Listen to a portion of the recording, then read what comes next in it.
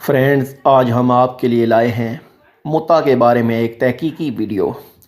لیکن ویڈیو کی طرف بڑھنے سے قبل آپ سے گزارش کرتا چلوں کہ جن دوستوں نے ابھی تک چینل کو سبسکرائب نہیں کیا تو سبسکرائب کر لیں تاکہ ہماری حوصلہ افزائی ہوتی رہے۔ تو چلتے ہیں آج کی ویڈیو کی طرف۔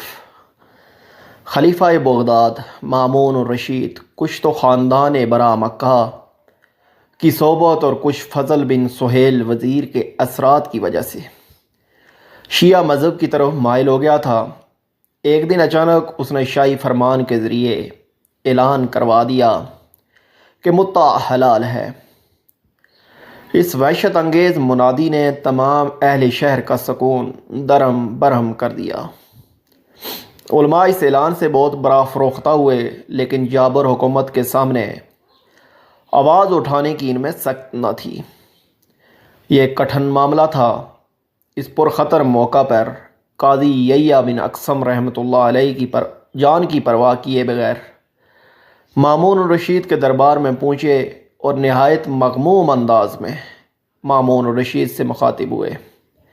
اے امیر المومنین، بڑا غضب ہو گیا، اسلام میں ایک نیا رکھنا پڑ گیا۔ مامون الرشید نے پوچھا، ایسا کیا ہو گیا؟ قاضی صاحب نے جواب دیا، زنا حلال کر دیا گیا۔ مامون الرشید حیرت سے بولا، ایسا کیسے ہو سکتا ہے؟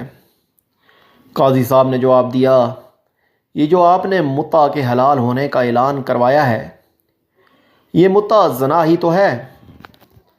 مامون الرشید غصے میں آ گیا، بولا، قاضی تیرے پاس اپنی بات کی کوئی دلیل ہے؟ یحییٰ بن اقسم نے جواب دیا، کیا جس عورت سے متع کیا جائے گا وہ باندھی ہے؟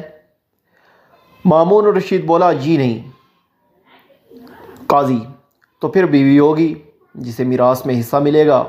مامون الرشید، وہ بیوی بھی نہیں ہے، اس لیے اس کے ساتھ وراثت جاری نہ ہوگی۔ قاضی صاحب بولے، اے امیر المومنین، اسلام نے تو دو ہی عورتوں کو حلال کیا ہے۔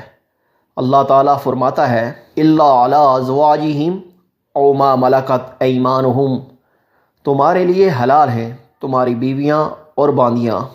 امیر المومنین، تو یہ تیسری عورت کہاں سے آ گئی جو آپ نے متع کے حلال ہونے کی منادی کرا دی؟ خلیفہ مامون الرشید لاجواب ہو کر رہ گیا اور اپنی خود رائی پر افسوس کرنے لگا۔ ساتھ ہی شاہی فرمان کے ذریعے اعلان کروا دیا کہ بے شک متع زنا ہی ہے۔